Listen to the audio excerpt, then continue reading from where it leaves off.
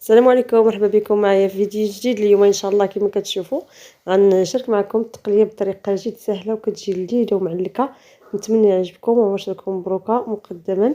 المهم خليكم معايا حتى لاخر الفيديو ان شاء الله، فرجه ممتعه. قبل ما نبدا ما تنساونيش بواحد اللايك للفيديو، اشتركوا في القناه فضلا وليس امرا، وبارطاجيو ليا الفيديو فضلا وليس امرا. بالنسبه للمقادير كما كتعرفوا التقليه ديالنا يعني اللي فيها بزاف د المكونات كما كتشوفوا معايا في التبصيل، اللي غسلتهم مزيان.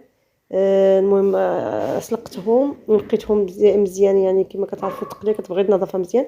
كنجيب هنا واحد جبانيه اللي درت فيها واحد الخماره وشويه ديال الملح وشويه ديال الخل، كنقدهم شي شويه بعد 5 دقائق كنخليهم حتى يعني باش هاد الخلطه البنات كتحيد فيهم الزفوره اللي كتكون في سميتو، واخا نقيوها ضروري كتكون فيها ديك الريحه. المهم درت ليها هاد الخطوه باش نقيها مزيان.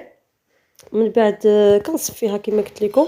عاد غادي نوريكم ان شاء الله يعني المقادير اللي غندير معها. كما قلت لكم كتجي لذيذه بزاف وكتجي معلكه، وان شاء الله نتمنى بالنسبه للمبتدئات اللي ما كتعرفش الطريقه تفرج في هذا الفيديو وتشتركوا مع الاحباب ديالها.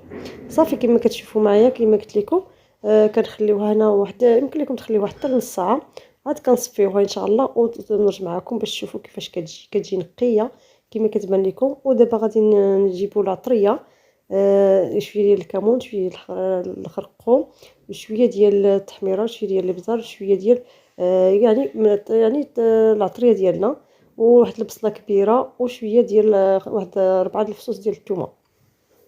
صافي كنخلطهم هاد المكونات وندير معاهم واحد 2 معالق كبار ديال القزبور والمعدنوس مقطعين رقيق، وكندير واحد شي شويه ديال الحمض المصير ولا الحمض المخلل كما كتشوفوا. صافي هاد المكونات كاملين البنات انا كنخلطهم قبل ما نديرهم في الكوكوط.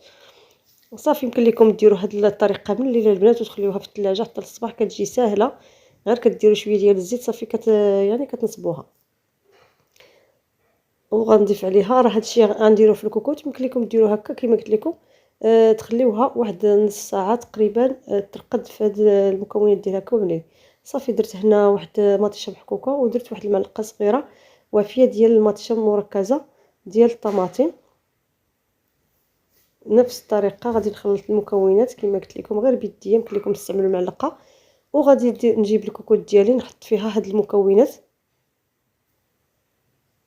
وغنضيف واحد 2 المعالق حتى 3 الكبار ديال مخلط بين زيت الزيتون ولا الزيت النباتيه.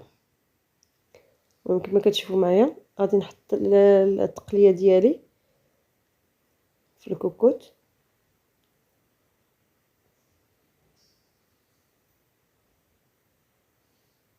وغنضيف دابا الزيت ونسد عليها البنات حتى كتشحر مزيان. درت واحد الكميه ديال 3 المعالق كبار ديال زيت الزيتون، وغنسد عليها ونديرها فوق العافيه حتى كتشحر مزيان، ونرجع معكم ان شاء الله.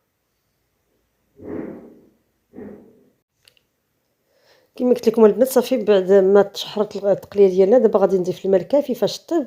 المهم ضروري من هذه الخطوه ملي كتشرب التقليه ديال هذا يعني البصله الثومه وهذا والشرموله اللي درنا.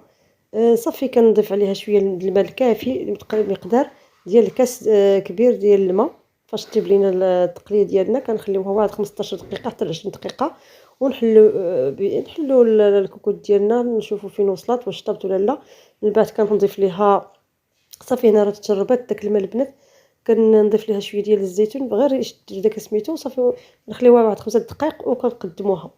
من بعد ما شرب يعني صافي هذا سميتها التقليه ديالي معلكه كما كتشوفوا ما فيهاش نقطه الماء. كنقدموها بالصحه والراحه في الطبسيل ديالنا. ويعني هادو من الشهوات ديال عيد الاضحى. نتمنى اللي مازال كتعرف الطريقه ديال التقليه تشوف هذا الفيديو وتبارطاجيه.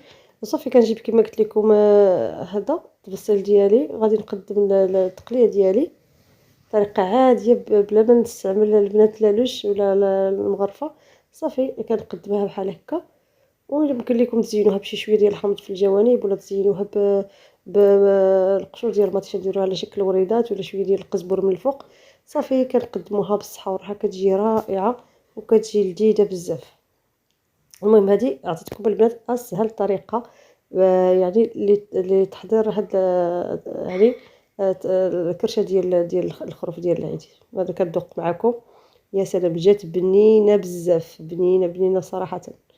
يعني ان شاء الله جربوها بهذه الطريقه، اكيد غتعجبكم. الى عجبكم الفيديو كما العاده كنقول لكم جيم الفيديو، نقول لكم شكرا على المتابعه اللي وصلوا الفيديو حتى لهذا يعني حتى لهاد 5 دقائق. كنقول لكم شكرا بزاف على اختكم عليا. بسلامه عليكم، حتى الفيديو اخر ان شاء الله مع فكره جديده ووصفه جديده. بسلامه.